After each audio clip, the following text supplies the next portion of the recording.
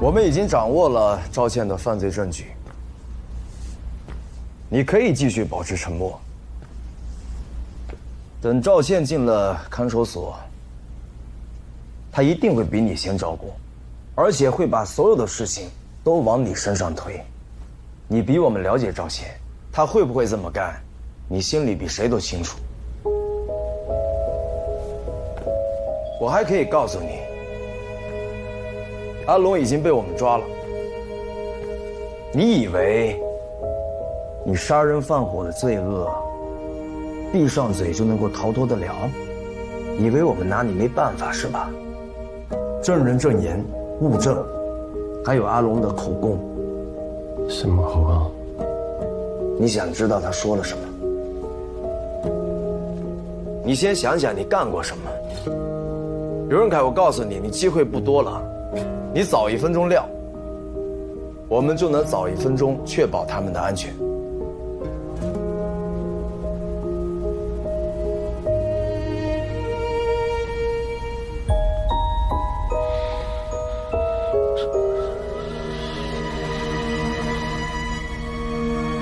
是赵倩，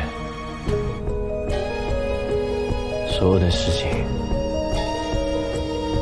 都是他指使我干的。赵总，为了见你，我强行出院，这大清早的让人医生训我一顿，我也算是有心了吧？啊？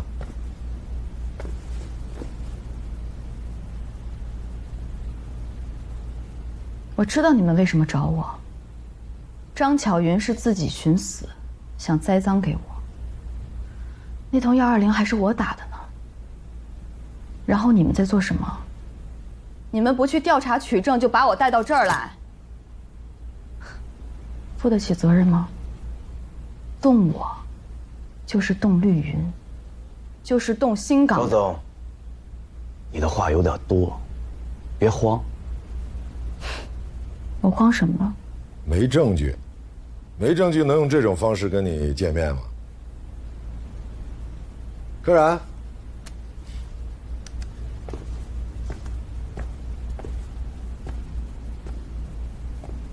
我儿子死了，都说是意外，本来就是意外。但你知不知道，如果没有赵倩，这个意外根本就不会发生。要不是他给我暗示，说只要罗丽娟、彤彤还有杨烨，只要他们在，他就不可能和我结婚。要不是他这么说，我怎么……喝多了，酒话，这东西能当证据吗？上了法庭以后，法官会信吗？懂法，懂法是好事儿，就怕那个胡搅蛮缠的。说得对，这段视频确实不能单独作为证据使用，但是加上你亲口承认的，那可就不一样了。柯冉，接着放啊！罗丽娟，是我让杨有墨逼死的，还有你那孙子彤彤，那是他自己倒霉。啊，对了，还有那个杨岩，那地方是我事先选好，利用汛期泄洪制造意外，也是我教他的。再给他放一遍。那是他逼我套我话，我说的是气话，不能算。你说不能算就不能算。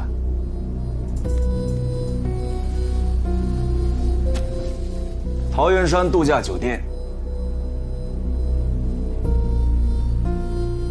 还有那本妈妈日记，我们都已经调查清楚了。光靠一个录音能让你坐在这儿吗？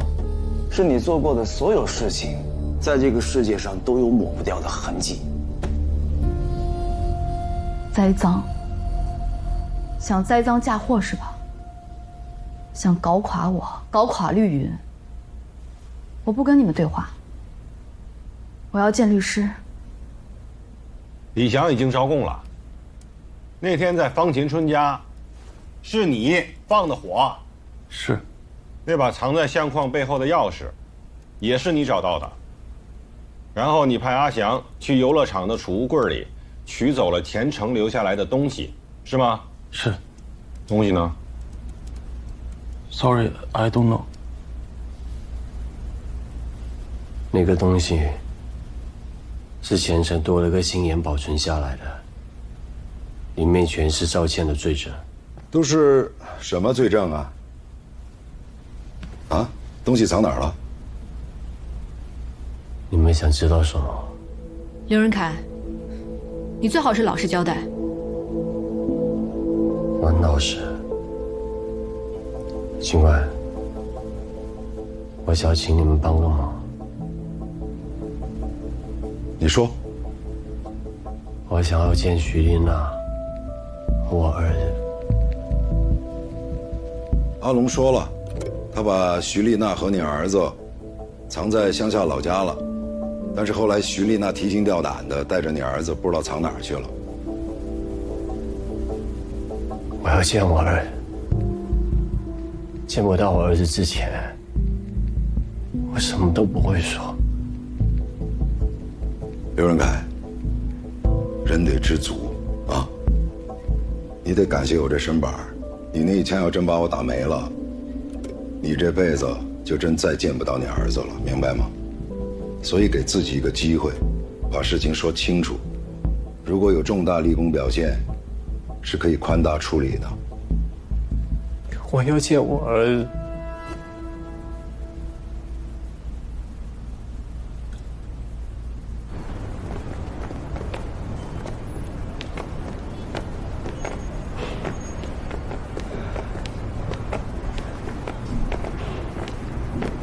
哎，没事吧？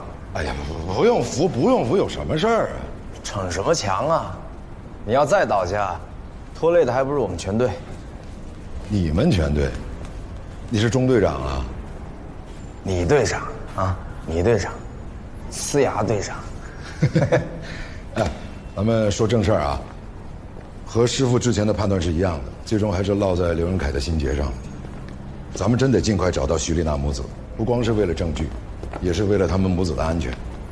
会不会证据就藏在徐丽娜那儿？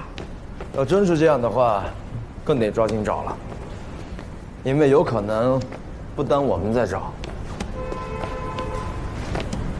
对，还有赵倩得尽快送看守所去。好。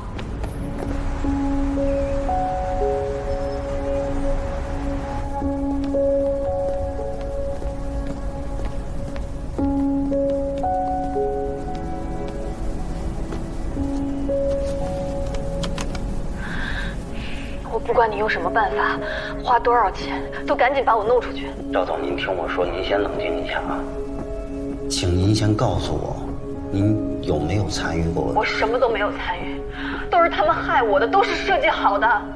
我再说一遍，把我弄出去。这种地方不是我这样的人能待的，听明白了吗？好，我明白。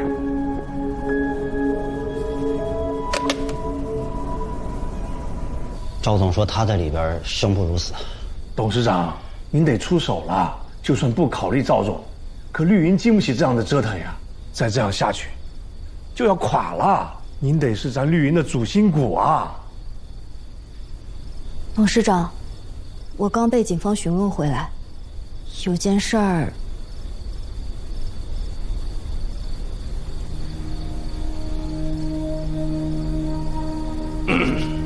啊，申一啊，你先带王律师回避一下。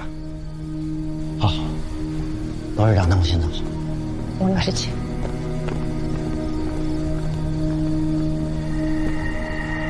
有一天，赵总和刘仁凯在说话的时候，我听见刘仁凯说了，他拿到了前程留下来的一样东西，那东西能毁掉绿云。是赵倩，他想拉拢我。董事长，我说的是实话。董事长，我有证据。对了，赵总之前说过，让我们务必要找到刘仁凯的情妇和儿子。会不会那样东西就藏在他们身上？这刘仁凯把情妇跟儿子藏了起来，藏的难道只是人吗？肯定还有更重要的东西。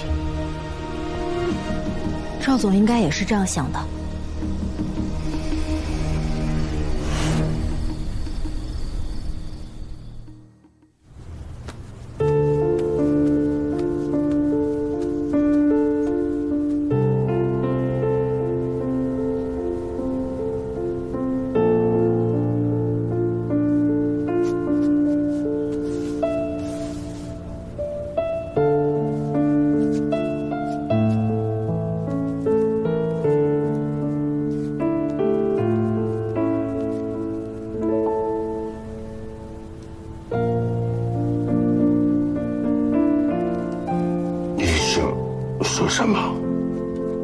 长，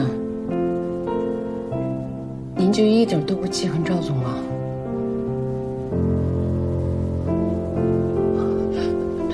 对不起，董事长，是我多嘴了。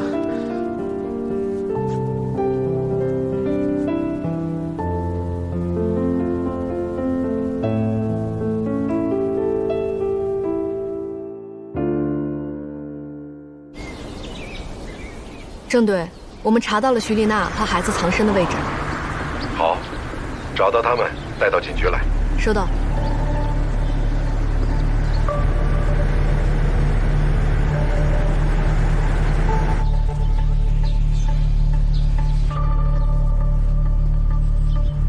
宝宝真乖。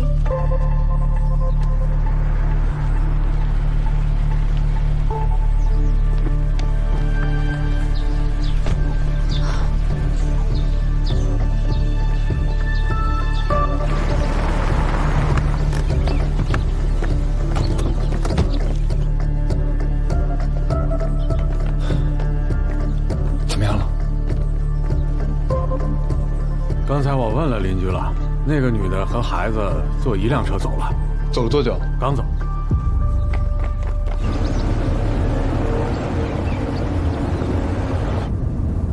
知道这位是谁吗？赵总的爸爸，绿云董事长赵英红。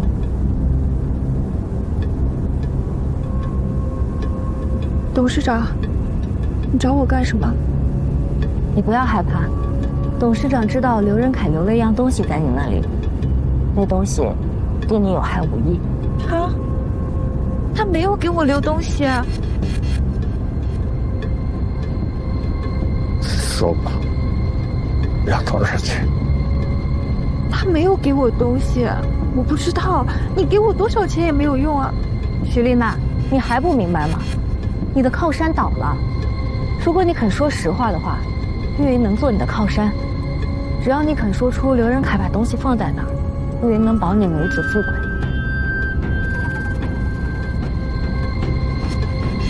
还是不到，不到2个月。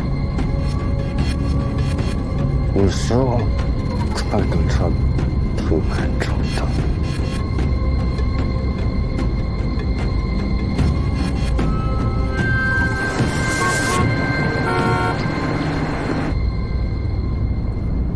有警车。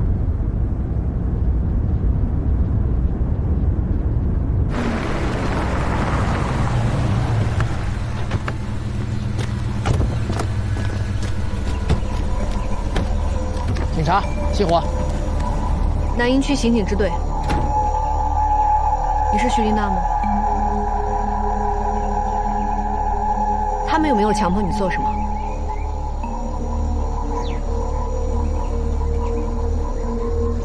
没有，我是自愿上车的。我想求他们帮我救救刘仁凯。我们现在需要你跟我们走一趟，接受调查。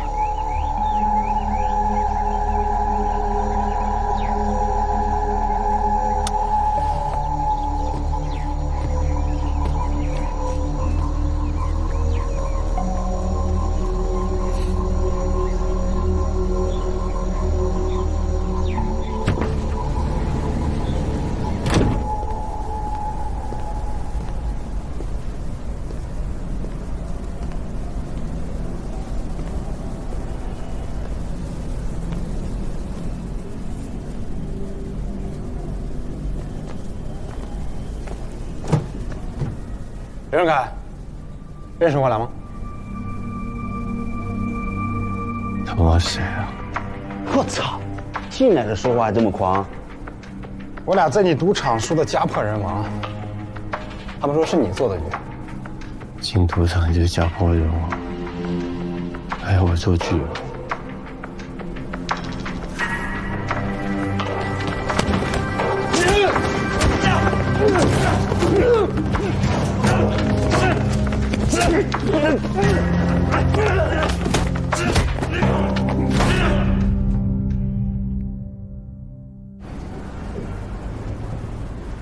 赵总睡得好吗？废话，你去睡大通铺试试。看守所就这条件，以后日子还长，你必须得适应。以后，你把张巧云的事情说清楚。还说？我再说一次，是他嫁祸我的。地方是你的，张巧云也指认你了。你说说看，他怎么嫁祸的你？他是在陷害我，听懂了吗？我不认。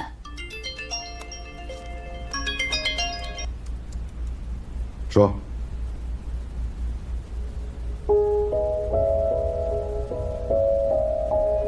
好。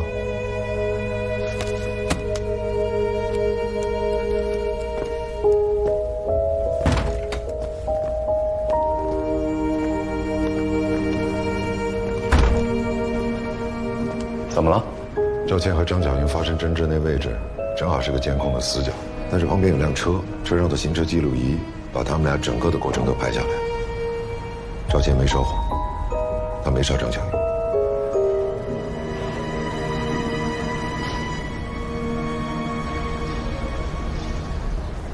不是赵倩想杀你，是你自己想寻死，对吧？你们说，我活着还有什么意思？生出杨有墨这个畜生，活着让人骂吗？让人戳我脊梁骨吗？我死了，换一个让坏人遭报应的证据。值。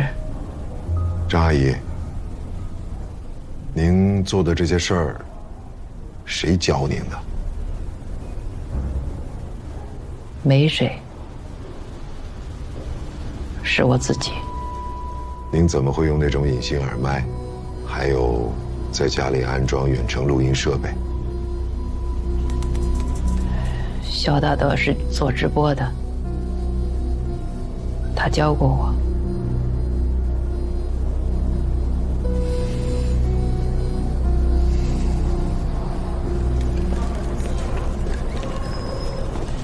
张阿姨没说实话，背后一定有人。庞青春背后也有人，而且目标都是赵倩。证据，现在最需要的就是有力的证据。刘仁凯在看守所被人打了，仇家打的。徐丽娜说刘仁凯根本没给他留过什么证据。发现徐丽娜的时候，是在赵英红车上。对。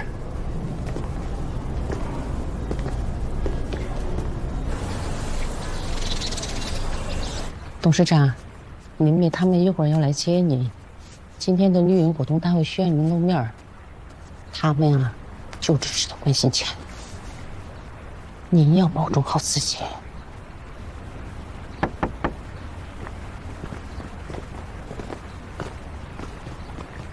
赵董事长，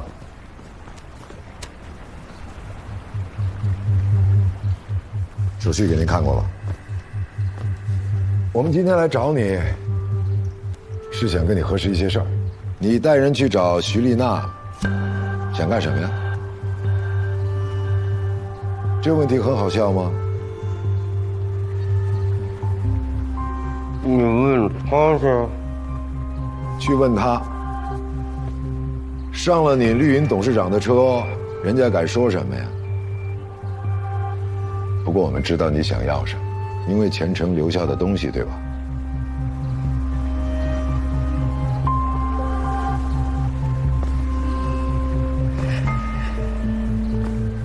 赵董事长，赵倩做过什么，你心里很清楚，你不可能救得了她。其实，这也是你一手把她培养成现在这样。我问过她小时候的同学和老师，在她妈妈去世之前，滚。什么样的土壤和种子，就会结出什么样的果。赵家祖宅里发生的那些事情，就是你给赵倩的土壤，而种子就是你。如果你还妄想用违法的手段去帮赵倩，只会让赵倩罪加一等，到最后连你都难有善终。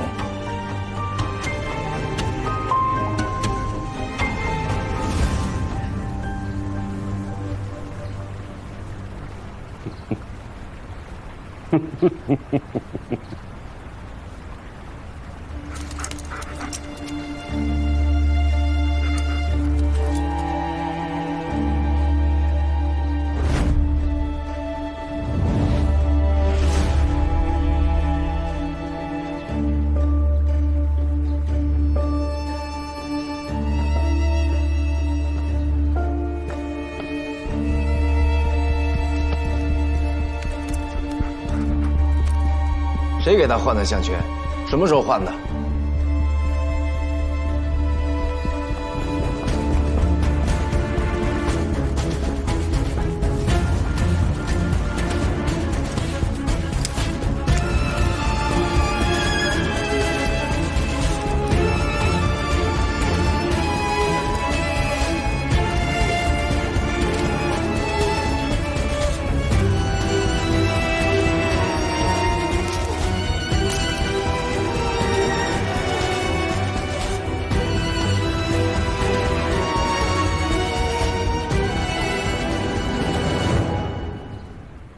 刘仁凯最近是不是来过？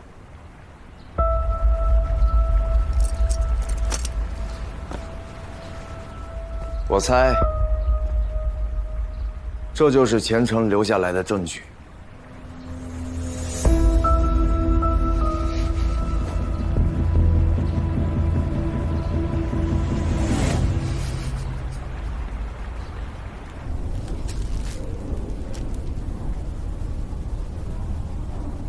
他们是怎么找到的？你把项圈给换了，我记忆力还可以。厉害！你在赌场里养了狗，就是那条老狗吧？对，以前赵英红送我的。哎，怎么想的？把证据藏到拴狗的项圈里了？因为他们一直把我当狗。我在藏证据的时候就想，要是哪天这个要命的东西曝光了，那要是他的，是他身边最听话的那条狗。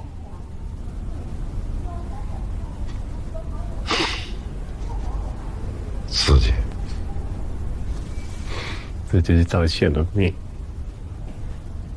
我会让你们每个人这辈子都翻不了身的。你们徇私枉法、滥用职权是吧？害我跟20个女人每天睡在大通铺上。张巧云的事情已经查清楚了，为什么不放我走？你看看这是什么？我哪知道？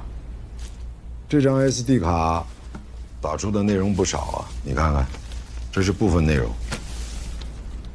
内部行贿、操纵股权，还有那批问题救护车的来龙去脉。我不知道你在说什么。你不知道，那我提醒你，刘仁凯就是用这些内容要挟的你，现在知道了吗？他说的话能信吗？伪造的，我不认。你可以什么都不认，但是我告诉你，完整的证据链会把你赵倩做的所有事情都显现出来。钱程自杀之前，何子酒去过你办公室。你这不怕我把以前那些事儿抖露出来吗？贪污、内部贿赂，这些事儿可都是你做的。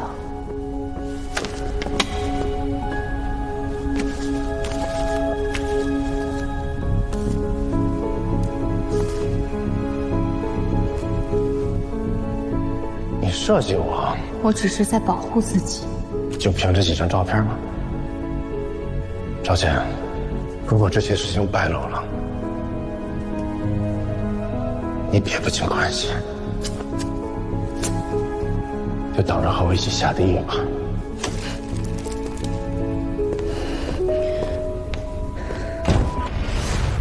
在控制钱城的同时，你用同样的手段控制着杨有墨。我和他是正常交往，没什么控制不控制。正常交往。他因为你所谓的正常交往，害死了他的老婆和孩子。这不是你的臆想吗？少倩，这是罗丽娟的日记。这日记的最后一篇被撕掉了，但是我们通过技术手段还原了最后一篇的内容，证实了这是罗丽娟的亲笔。这是罗丽娟在清醒的状况下写的最后一篇日记。她在日记里头说：“你和杨有墨想要逼死他。”你凭什么觉得他写的就是真的？方晴春为了调查钱琛出轨，找了一个私家侦探跟踪你，拍了一段你和杨有墨逼迫罗丽娟的视频。这段视频印证了日记里的内容是真实的。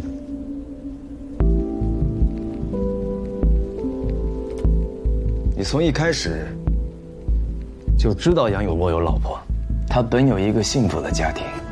感谢各位的到来，感谢大家对我的注视。我还要感谢一个人，就是我的妻子，她就是我最重要的人。杨有墨一家人的幸福，是你从没经历过的。你会觉得杨有墨的爱是假的，所以你想要揭露他。因为在你的世界里，一切都可以被操控，而你特别享受这种掌控别人命运的快感。你就利用你身边的资源，蚕食杨有墨的意志，一步步让他迷失在你给他创造的伊甸园里。希望二位能多多支持他办画展。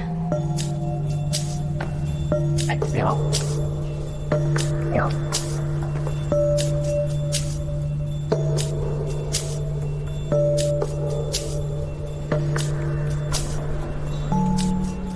所以你就一步一步地操控杨有墨，直到把他完全掌控在手心，然后你渐渐疏离他，让他患得患失。你让他觉得罗丽娟和杨岩是你们之间的障碍，最终你诱导杨有墨杀害了他的老婆和孩子。我只是揭了他身上原有的那层皮。哦，怎么样的一层皮呀？猜啊。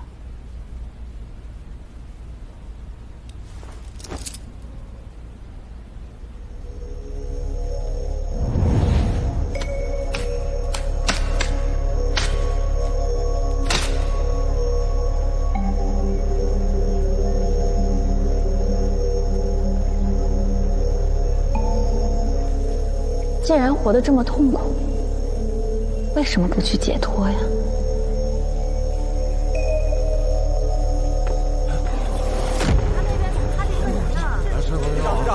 没有什么可看的，最后出事了。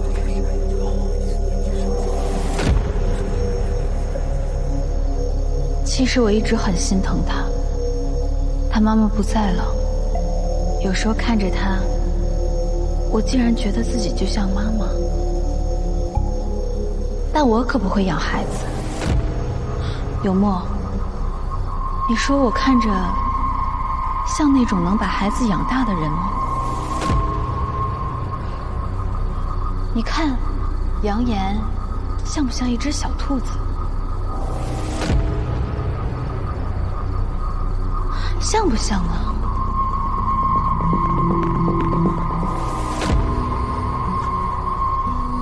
像。那你想养小兔子吗？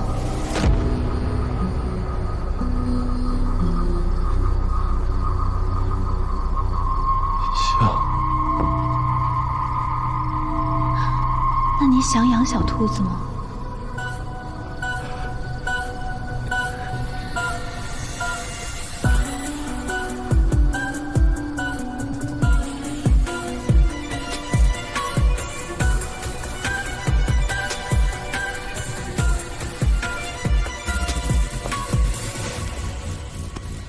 你开心吗？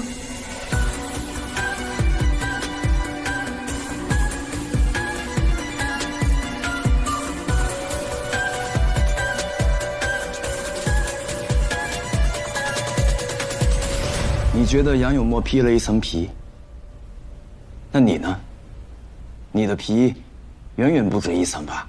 在操控杨永墨逼死罗丽娟之后，你进一步左右了他的思想和情绪，甚至你参与和设计了谢红意外，你害死杨岩，因为你很享受这种完全占有和控制一个人灵魂的过程。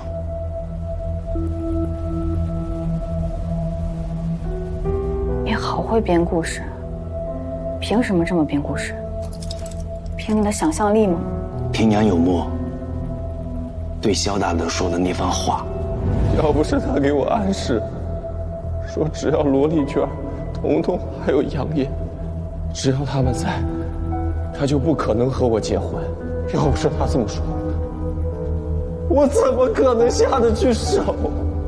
我怎么可能下得去手？萧大德本想利用视频赚一笔，但他没想到的是，把命给搭上。刘仁凯已经招供了，是你指使刘仁凯杀了萧大德。那是刘仁凯一面之词，他为了把自己摘干净，当然什么话都可以编。我说也可以，你们信吗？赵倩，你现在唯一的出路就是坦白交代，争取宽大处理。我要坦白什么？该说的都说了。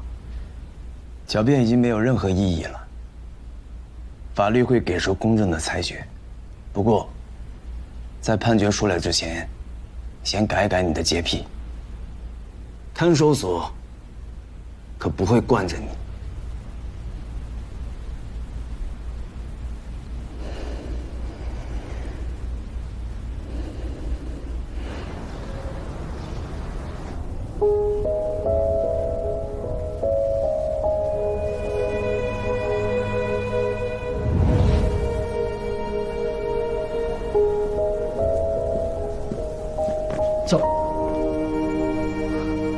赵总今天很忙，改天你可以再预约他的时间。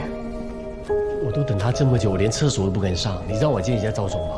那你可以选择不等啊。你约我，我当然有时间。赵总，赵总，我是安保部的刘仁凯，之前在赵总下面做事。董事长在医院，你去医院陪他吧。我去了，他们不让我见。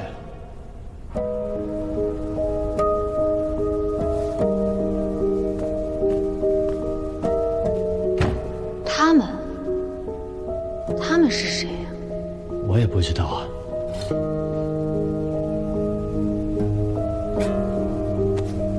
赵总，这是我跟老中医要的偏方，说是对中风有特效。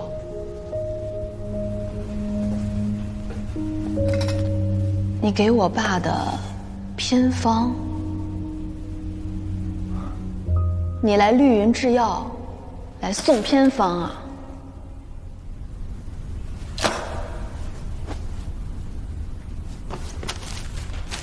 赵总说的对，这种老东西不管用，该丢掉。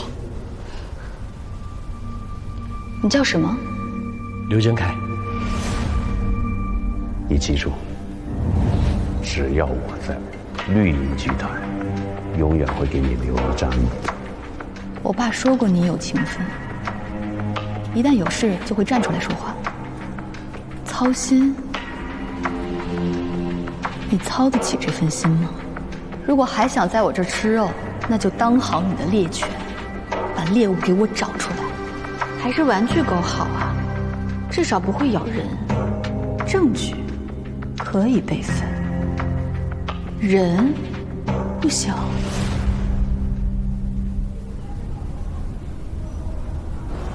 我先走你。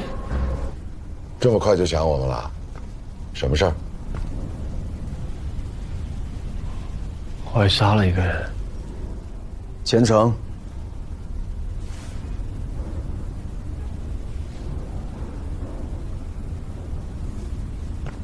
我一直以为我不是任何人的墨，但是现在发现，我跟墨没什么两样。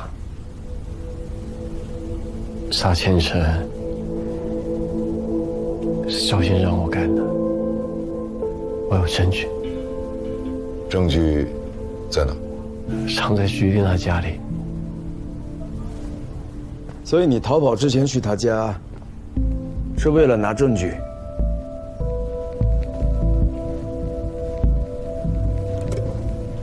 这证据是我跟赵倩同归于尽的毒药。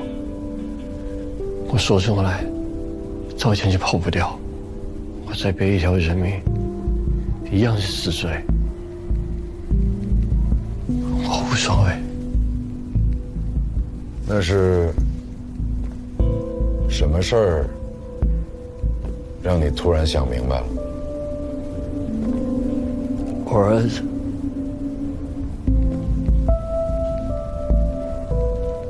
我希望我儿子能平安。可赵倩不定罪，我儿子就有危险。这是我唯一能为我儿子做的。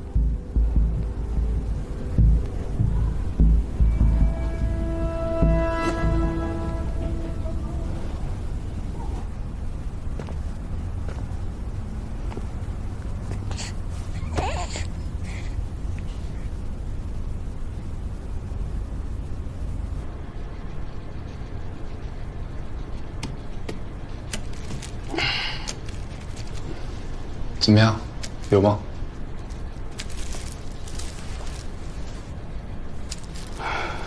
应该就是这个。我们问过你，钱程是怎么死的？你跟我们说他是自杀的，对吧？再问你一遍，钱程是自杀的吗？是啊。上次见你，还以为你是个识趣的人。赵总万事去。是吗？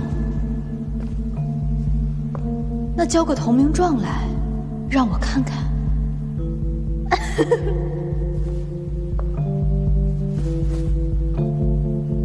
赵总，你该不会要我杀人吧？杀人被抓住，那可是违法的。但要是不被抓住呢？你说，像钱程这种人，有可能自杀吗？自杀？任何人被逼急了，什么事都做得出来。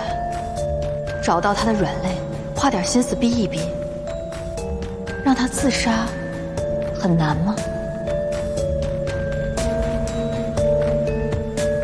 不难。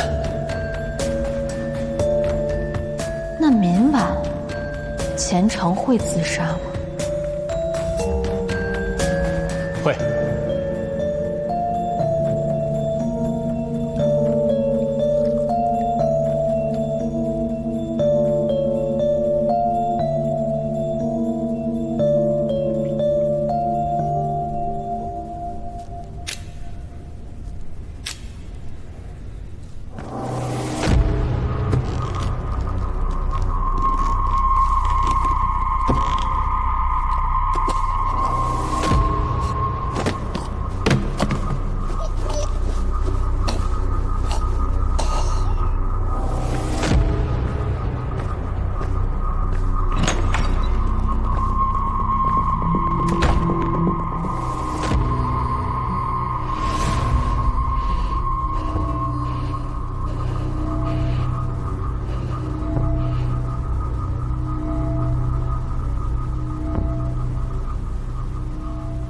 假的，是假的，我没有，我跟他们没关系。钱程的死是刘仁凯逼他就上吊的。刘仁凯逼着钱程上吊的，他跟你说的。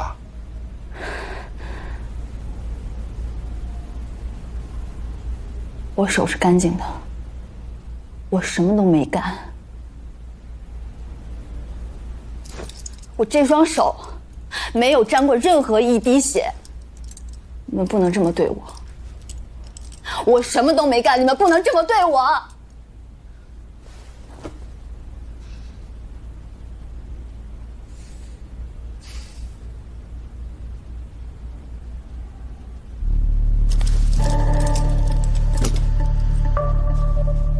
钟明，我要跟你做个交易。什么交易？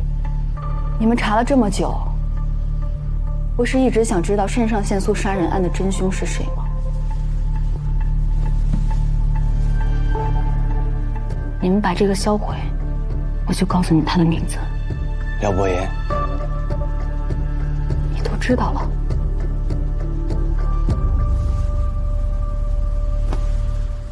知道了，为什么不把他抓起来，要抓我进来？抓我干什么？你们早抓他会这样吗？玩我！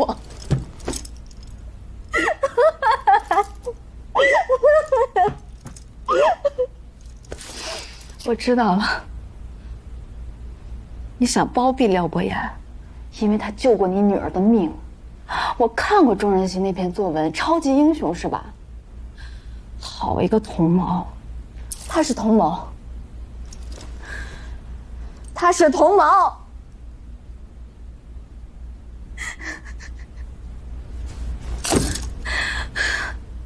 都想玩我是吧？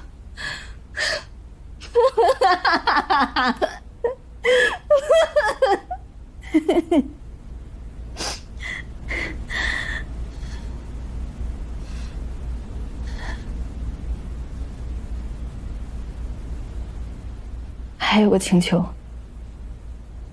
你能不能帮我换个环境？我不想再吃看守所的饭，也不想再跟20个女人睡大通铺，因为我是赵倩，我是赵倩。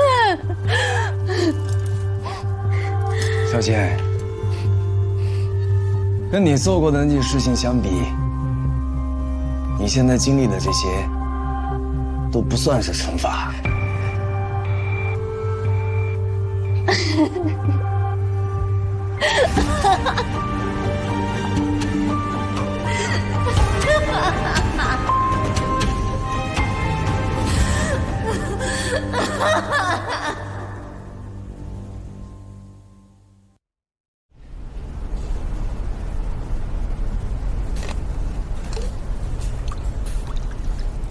那个幕后指使的人，你是不是想来想去，没有第二个目标？钟顾问，我按照你说的去查了，廖一凡的死和那辆救护车没有关系。说详细点。我找了当时在那辆救护车上的那名医护，证明了廖一凡所在的那辆车不是绿云集团捐赠的，因为那是辆老车。还有，廖一凡不是死在救护车上，而是死在手术室里。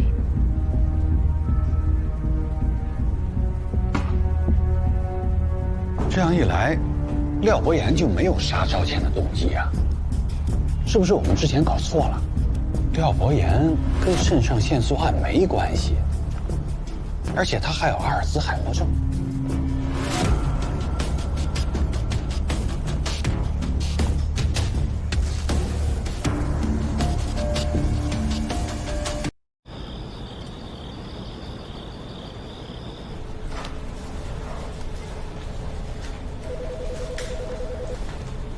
大军，廖伯言那边有动静吗？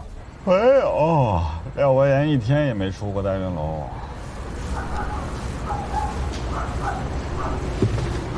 去吧。哎，出来了啊！应该是去丢了个垃圾。然后又回去了，上楼了又。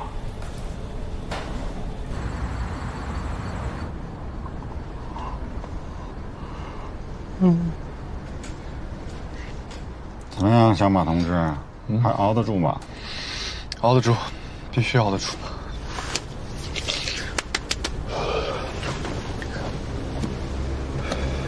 出来就喝个咖啡。好。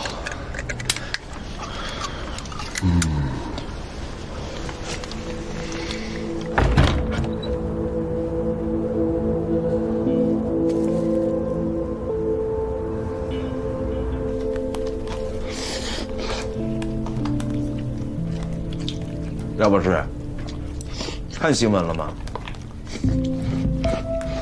赵倩被抓了。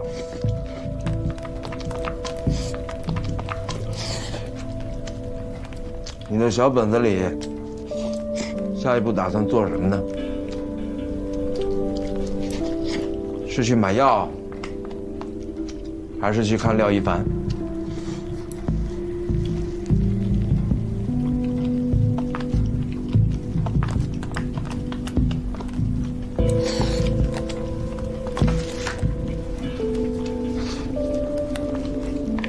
其实你一直在引导我的视线。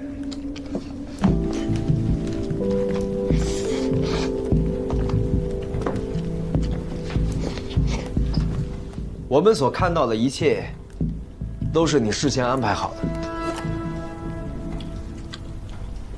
比方说，游乐场的这个 logo， 帮我们抓住了阿翔。你家里的监控，帮警方锁定了刘仁凯。还有，那本妈妈日记，也是你送给我的吧？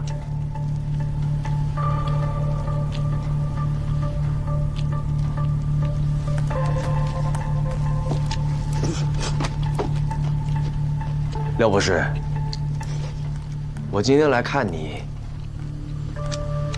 是因为我感觉到，以后我们像这样相处的机会不多了。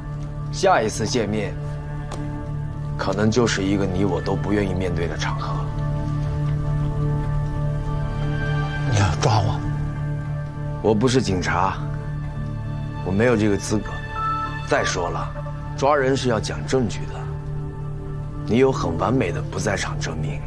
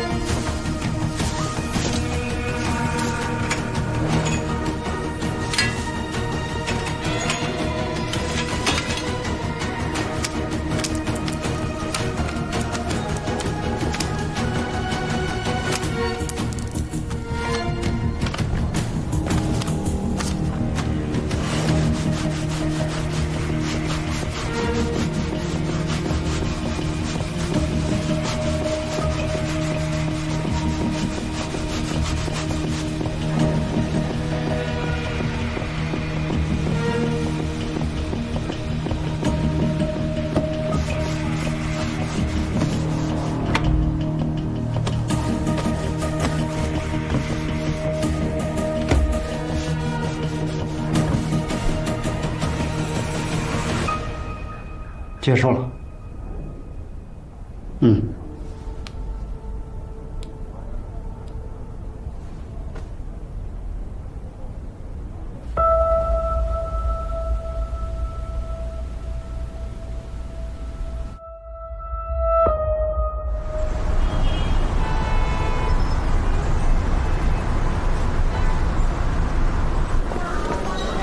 你慢用啊。先吃饭，到了饭点儿，没有什么比吃饭更重要的事儿了啊。我在想，廖伯言肯定有同伙。那本妈妈日记送到律所的时候，廖伯言就坐在我对面。同伙会是谁呢？吃饭，好不容易吃你一顿，就点仨菜还不张嘴，什么意思？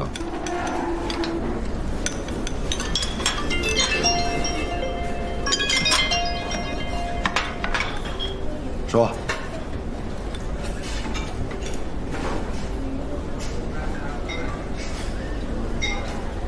好，知道了。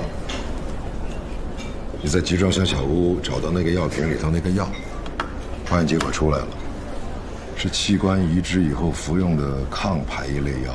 抗排异药物？刘子璇不需要这种药啊？难道绑架者做过器官移植？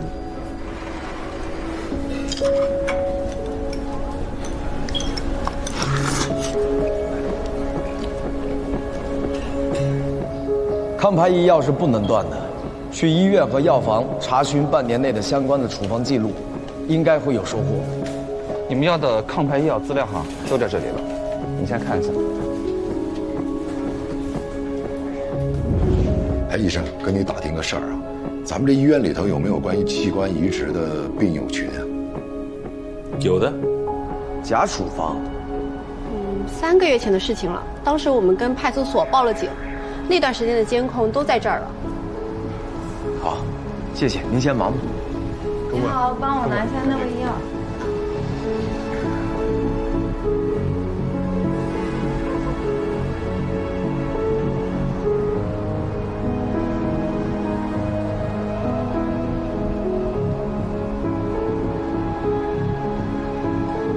停一下，这是撞赵倩的那辆套牌车。那就是说，肾上腺素杀人的凶手和绑架刘子璇的人是同一个人。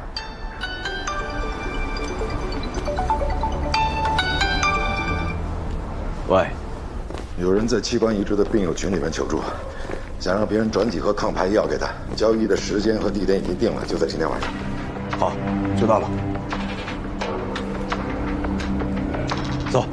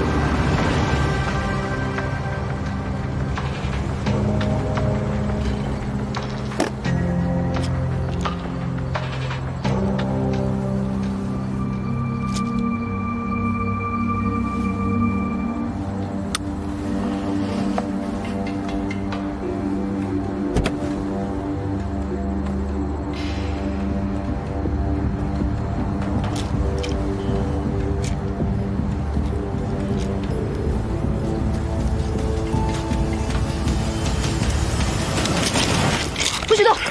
不许动！警察，别乱动。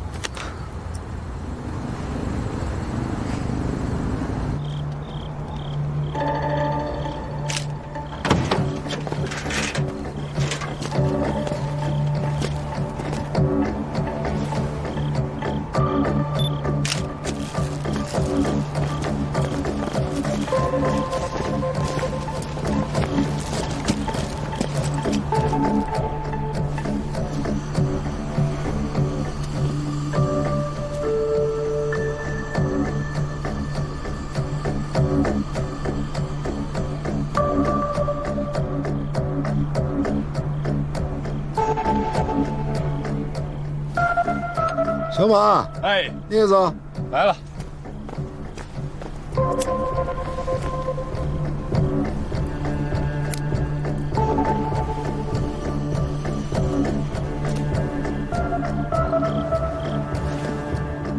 可然，你看这是女人用的发卡吧？是。放里头，小心点，里面跟头发。你叫什么名字？王亚。这辆车是你的吗？是。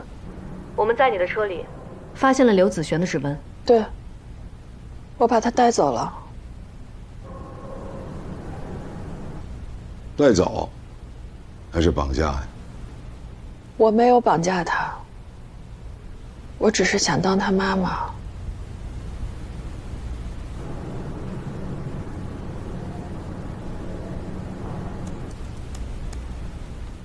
他家里人对他不好，我对他好。哦，你接着说。警官，您不用笑，我问心无愧，是我把他从水深火热里带走了。那你把他从水深火热里带哪儿去了？我现在不知道，他跑了。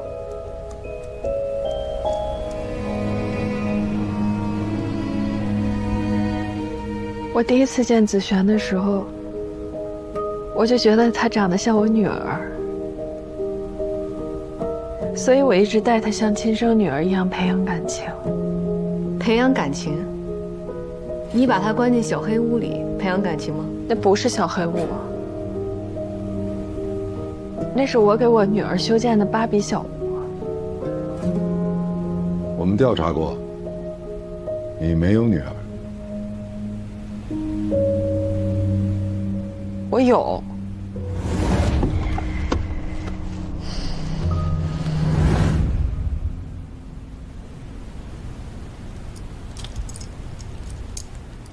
我有，真有。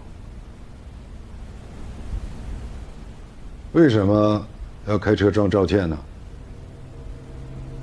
谁是赵倩？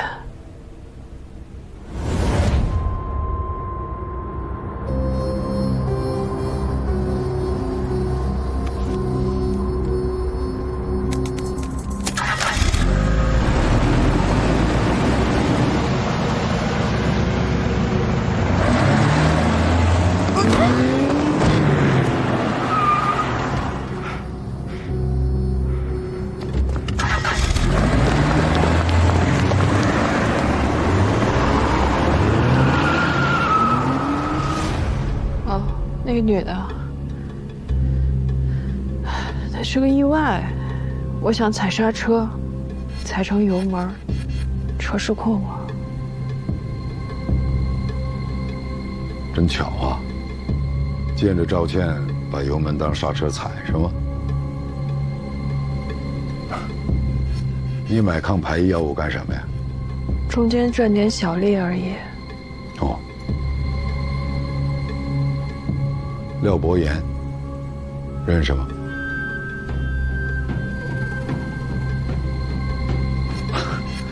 不认识。不认识。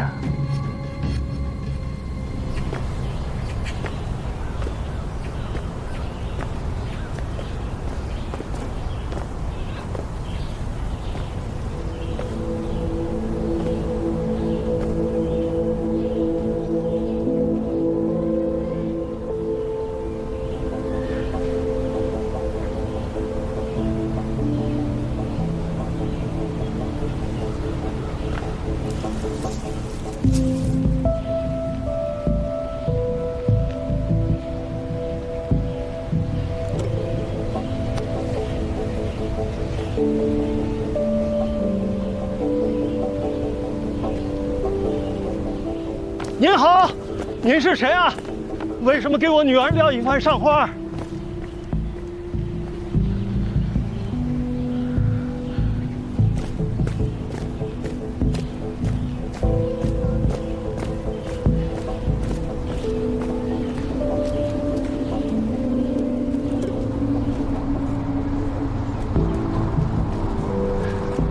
你是谁啊？你为什么给我女儿献花？你认识我女儿于凡？对，是我。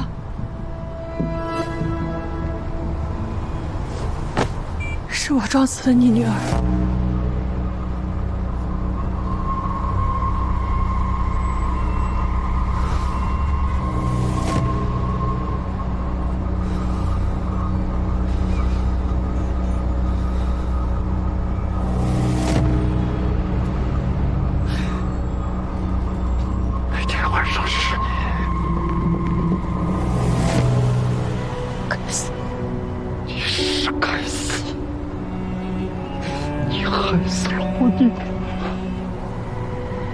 你害了我全家，你应该死。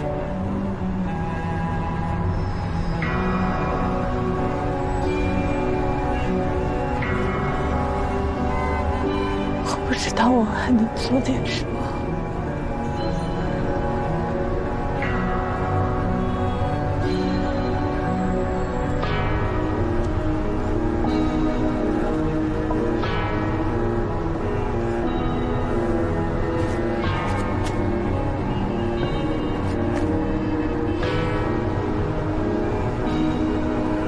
你走了，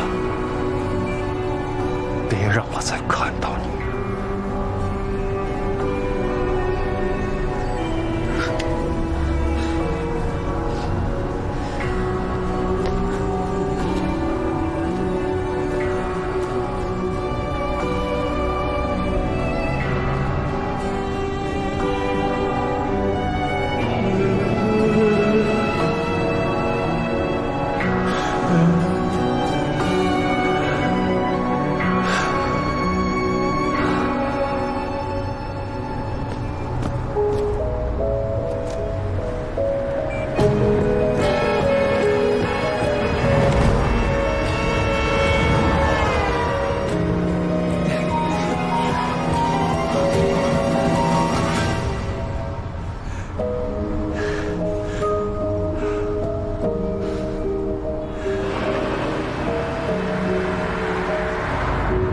既然你连死都不怕，就帮我做一件事。我有个计划，需要一个帮手，一个不考虑后果的隐形帮手。答应就相谈，不答应就在红绿灯下车。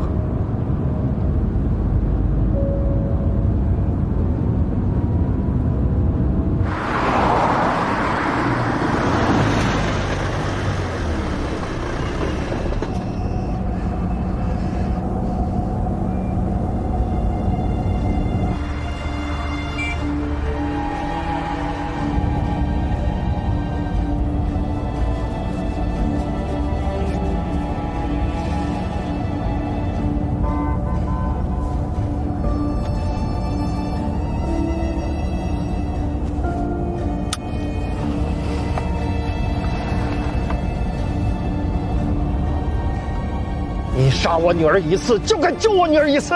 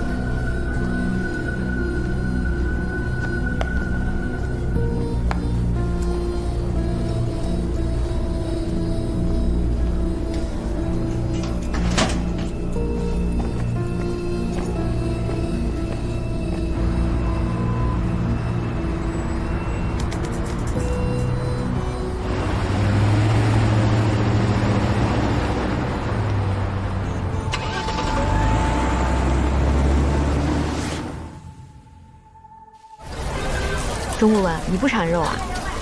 一开始馋，时间久了就不馋了。每天说他看破红尘，我也不觉得奇怪。要真有了那天，我把我那辆车给你。不稀罕，养不起我那点东西。改吃素不就养得起了？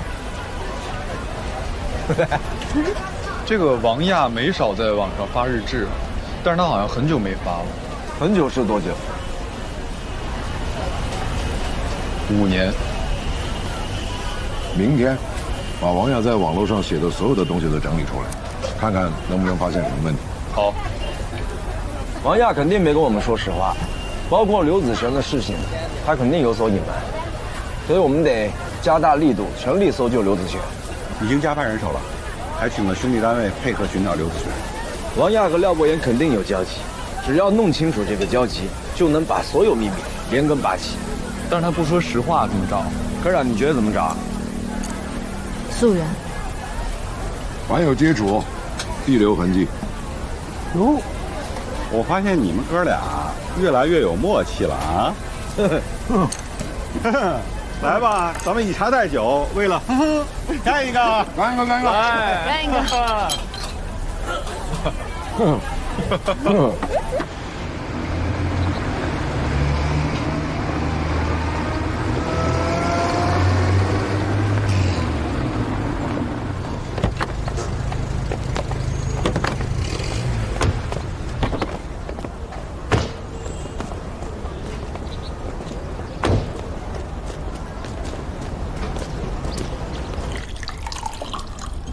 谢谢谢谢，喝茶。给你添麻烦了？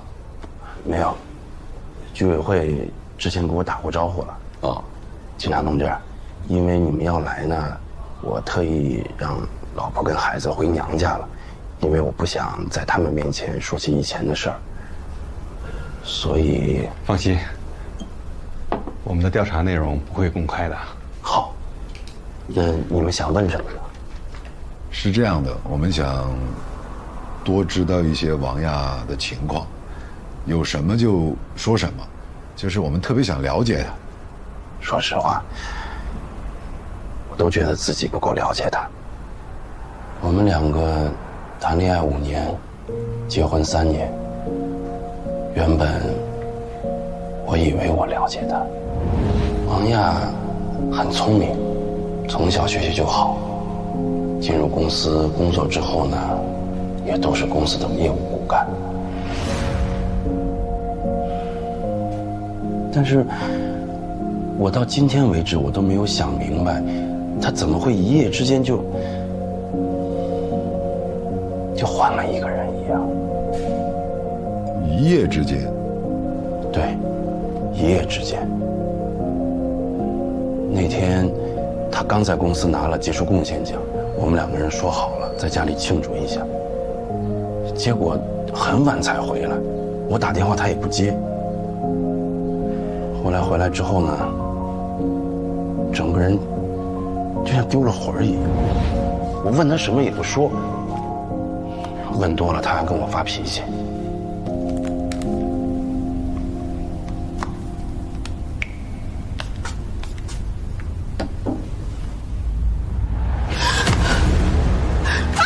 怎么了？怎么了？红衣服女孩。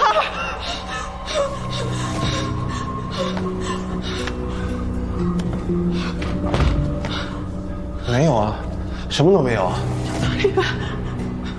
雅雅，雅雅，你别过来，你别靠近我！你跟我说你到底怎么了？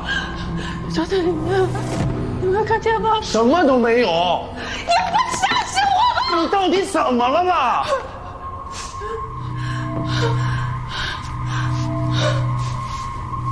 就在里面。就是从那天之后，我俩的夫妻关系就变得特别的不好。我甚至有一段时间，我都怀疑他外面有人了。我就问他为什么要变成这个样子？他什么都不跟我说。再后来，我们的孩子也流产了。他负责的项目也出了问题，他被追责，然后就开始酗酒，然后就像一个陌生人一样。我试图挽回这段婚姻，但是后来就离了。5年前，具体是哪一天，还能想起来吗？6月1号，我记得很清楚，因为那天是儿童节嘛。王亚给我打电话，说孩子在肚子里，好像知道是儿童节一样，一个劲儿地踢他。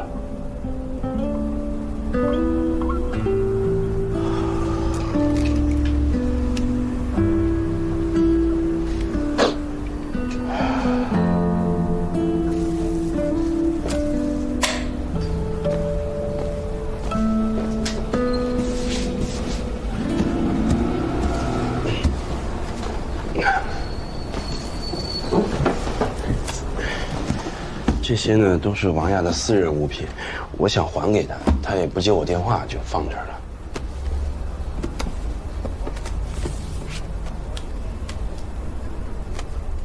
这个硬盘也是王亚的？对，家里的电脑都是他用。我当时拆了之后，想着万一里面有隐私，我就留下来了。您看看这些东西，我们能带回去吗？可以，谢谢。应该的。这王亚从小压力就很大，都是父母给的压力，就是那种只能上不能下的人生期待。你看看这句话多极端啊！一步都不能走错，一旦走错，就是绝路。 5年前，他应该是走错了一步。有可能。那这个网络日志截止日期就是5年前的6月1号。最后一篇，就是他获奖的奖杯照片，还有一句话：“人生新起点。”王亚就那时候起变化，怎么感觉倒像是人生转折点？ 师傅，九哥，你看这个。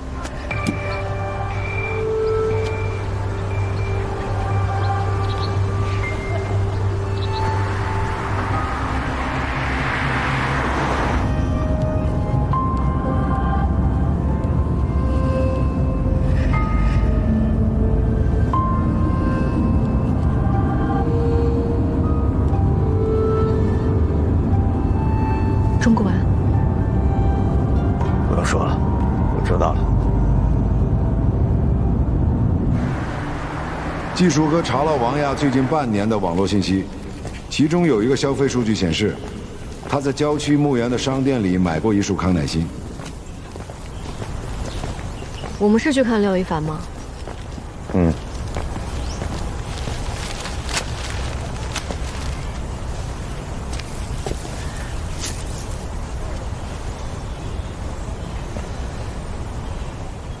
廖一凡喜欢这种小野花。你知道康乃馨的花语是什么吗？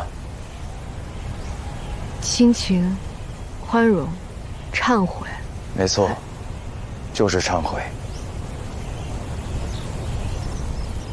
王亚就是撞死廖一凡的肇事逃逸者。王亚，5年前6月1号那天发生了什么？你还记得吗？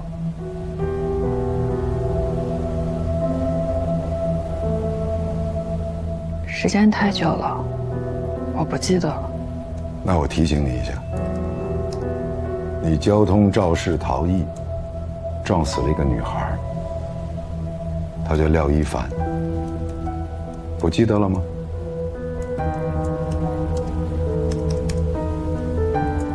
我刚才说了，时间太久了，不记得了。不可能，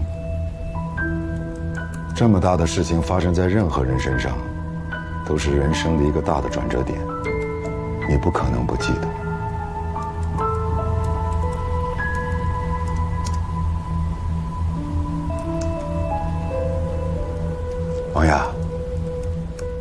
我认为你应该是个善良的人。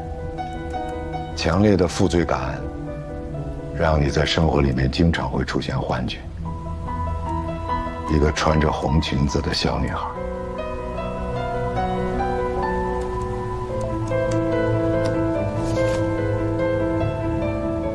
你抬头看看这张照片，廖一凡被你撞死的时候，穿的就是一条红裙子。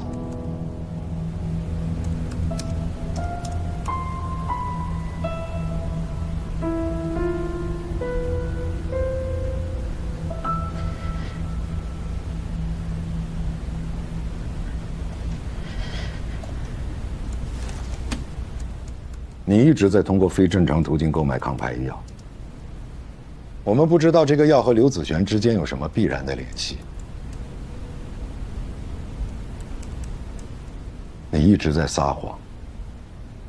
从你的态度，我知道你是想要保护谁。你想过吗？那个需要这个药的人这么长时间吃不到这个药，会怎么样？多一天，就会多一份危险。你不要指望廖博言，警方会严密地注意他的一举一动。王亚，5年前，你已经有过一次重大的失误了，希望你不要再重蹈覆辙。跟我们说实话，好吗？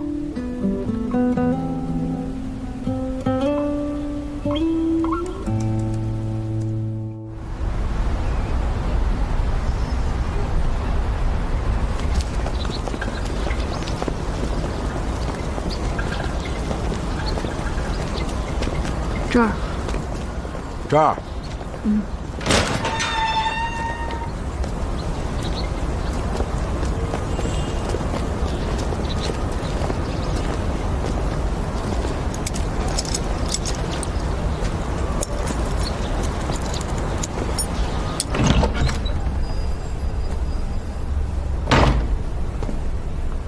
灯在哪儿？别动手。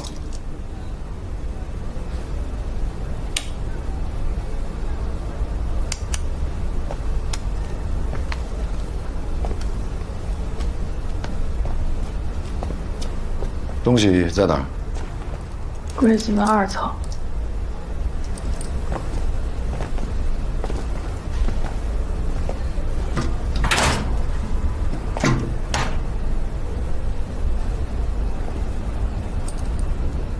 这个黑色的。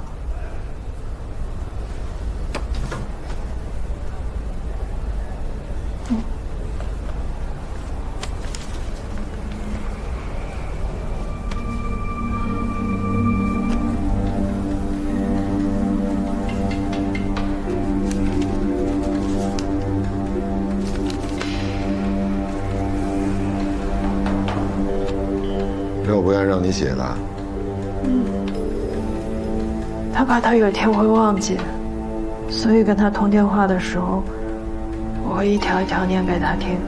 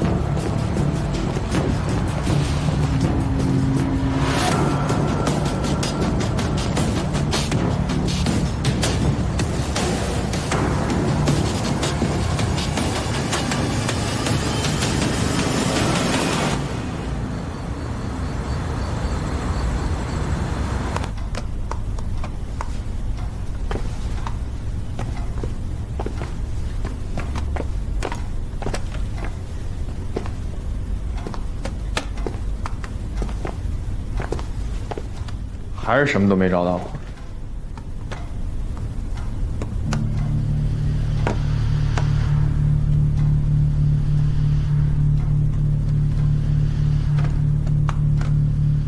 这不是廖伯言的家。前面这间屋子最可疑了，没有租客登记，但是每个月呢都会有少量的电费从这个预存费里面被扣除。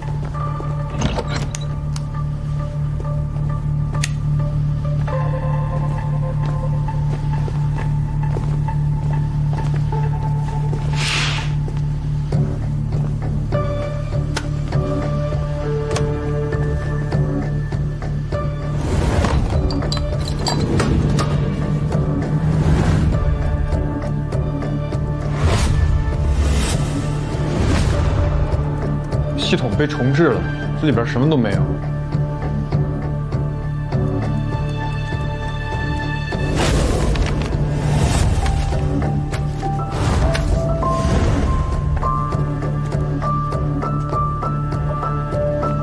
这才是廖伯言真正的家。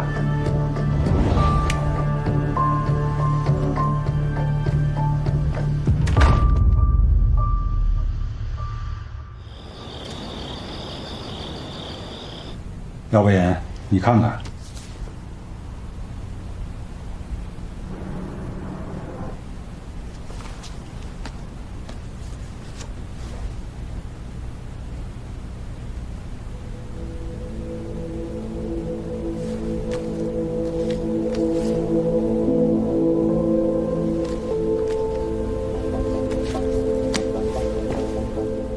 这些东西你认不认识啊？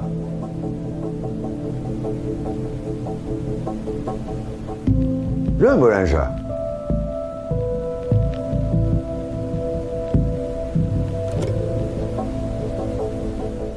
还有那间借别人的名义买的房子，用不用我帮你回忆是怎么回事？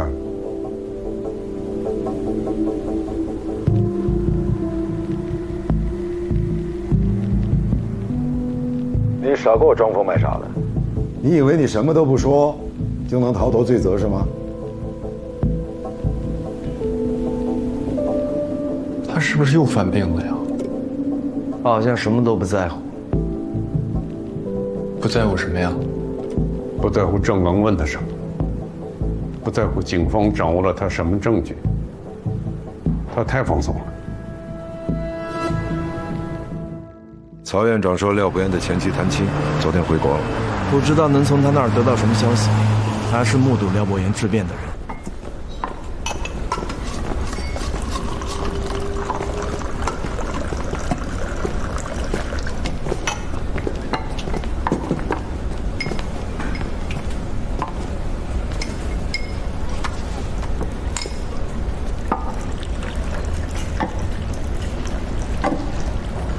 让人打他电话。好。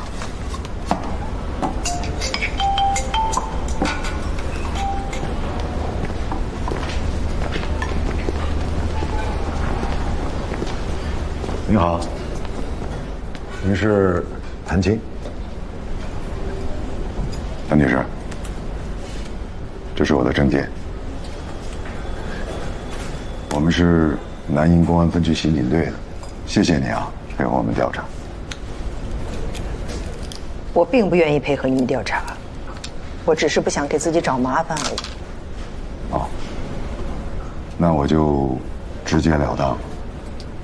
你和廖伯言是3个月前离的婚，对吗？哦。为什么离婚？谭女士，廖伯言有重大犯罪嫌疑，我们想通过以往细节来了解他的犯罪动机，希望您能配合警方调查。我跟他性格不合。是，能具体说说吗？谭女士，廖伯言有阿尔兹海默症，你知道吗？谁？什么？廖伯言，他患有阿尔兹海默症，你知道这事儿吗？我不知道。我早就跟他貌合神离了。他生病你都不知道啊？我为什么要知道啊？我凭什么要知道啊？我恨他，我恨廖伯言。看，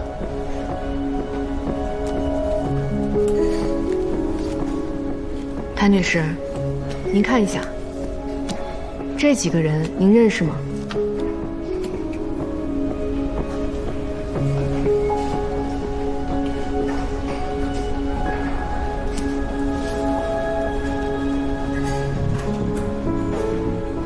你认识的？这是廖伯言的姘头。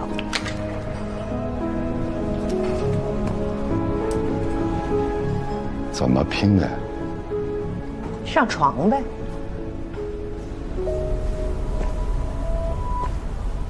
姘头？不可能。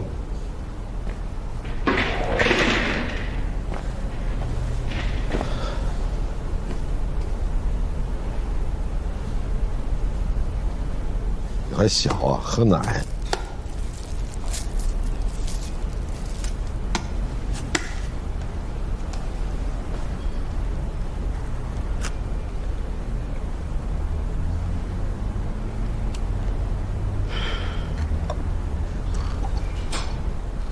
什么样的动机跟目的，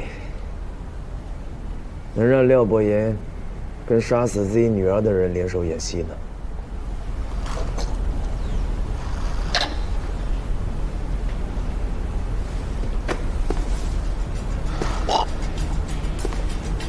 绑架案、肾上腺素案，我们是不是漏掉了什么呀？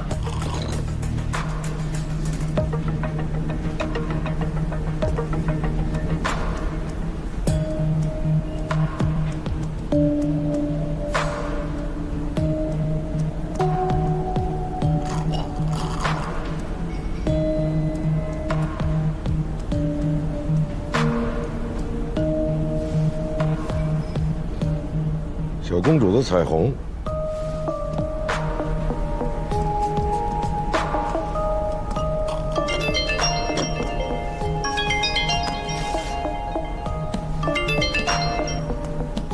说，郑队，在王亚车上找到的那个发卡，有2根头发带有毛囊组织，检验结果就是刘子璇的头发。还有个可疑的细节，在副驾驶安全带卡扣2端位置，都发现了刘子璇的指纹。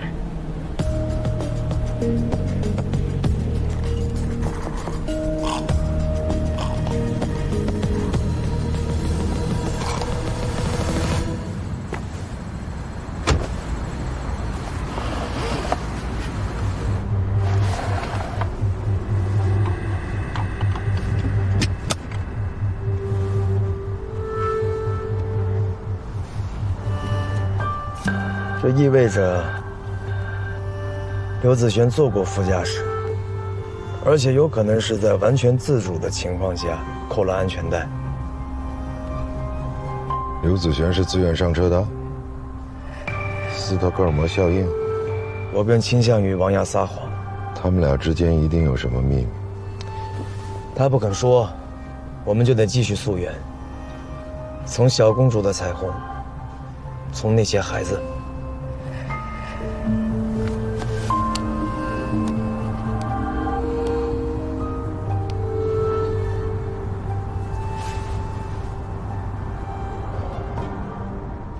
大军，把人都叫来。咱们今天一定得把孩子跟孩子，还有孩子跟大人之间有可能的关联全都给找出来，详细点啊。好。熬夜又要熬夜，熬夜最伤皮肤了。你皮肤不挺好的吗？又会化妆，多好看。我哪儿化妆了？没化。你这不画的这个叫什么眼影？眼影？哪有眼影？这。哎，不是，傻吧你？这是黑眼圈，谁会把眼影画下面？忙你的吧。我负责给大家搞后勤。哎，看看想吃什么，随便点，挑贵的啊。哎，这个是你说的啊，别心疼啊。来，又想点外卖啊？师傅，张局，局长好啊。您师傅都做好了哦。这是你的全素。谢谢师傅，谢谢师母，谢谢师母。来，谢谢张局。你师母说了，等这个案子破了以后，一定做顿大餐招待大家。哦，好，谢谢师母。是。哎，还能点个贵的吗？这份爱心晚餐才是无价的，不点了。今天给你小子省点啊！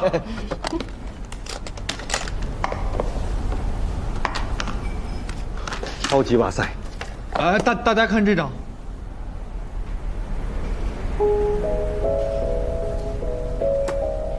刘子璇和杨岩，这俩孩子在拉钩呢，像是在约定秘密。哎，你们看，这是不是谢小华？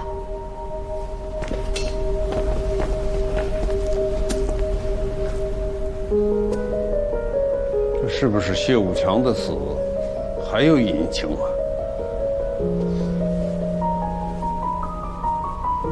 谢小华做过肾脏移植手术，这和那些抗排异药物会不会有关联？我们确实漏掉了一环，孩子。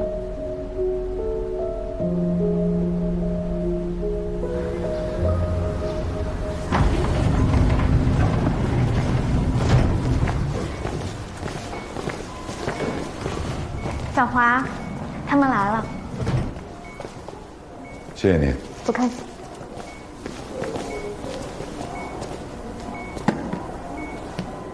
什么时候才能见到我妈妈？妈妈要过段时间才回来，她很想你，所以托我们来看看你。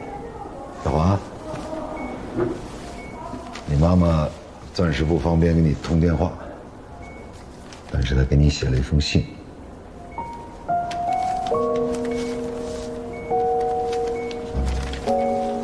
哎，看看。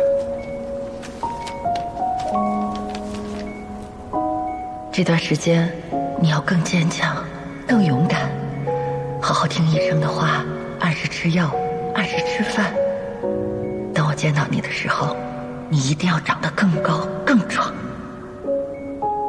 带信给你的2个叔叔，他们是好人，是人民警察，他们帮助过我，也会照顾你。你要相信他们，听他们的话。小华，妈妈会好好的。等我回来，我天天给你做好吃的。妈妈会陪着你健康长大，请你也陪着妈妈变老。爱你的妈妈。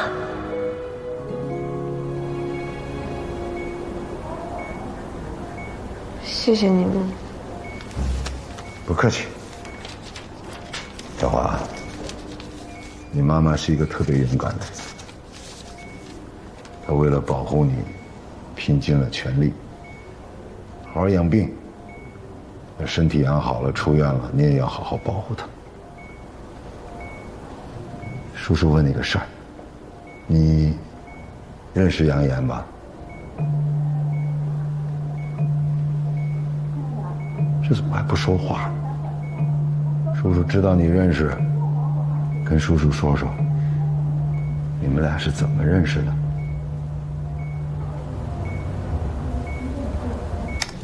找不到啊，这破电脑。别老盯着电脑，这纸质的病历都归档在这儿，你过来跟我一起查不行吗？哦，是。我们来帮忙了。快点吧，啊，给。这堆没查过，查好放这边。好嘞，好嘞。